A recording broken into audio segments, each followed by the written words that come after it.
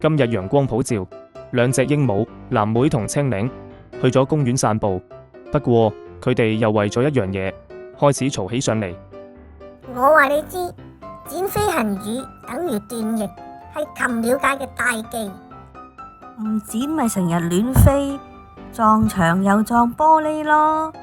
剪咗又唔係唔識喐，你睇我剪完之後輕鬆晒，落地又唔會撲親，仲識慢跑添啊！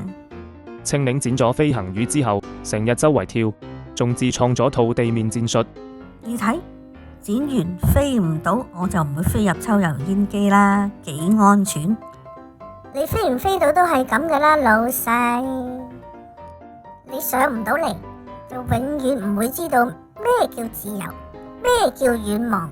一隻烏鴉飛過，藍莓中咗頭獎。自由真係幾濕噶喎！信唔信我而家即刻自由飛落嚟踩爆你啊啦！我未剪，但我可以扮飛唔到，搵人餵我食粟米。我剪完識轉彎，幾正。我阿媽話唔剪，佢話好陰功。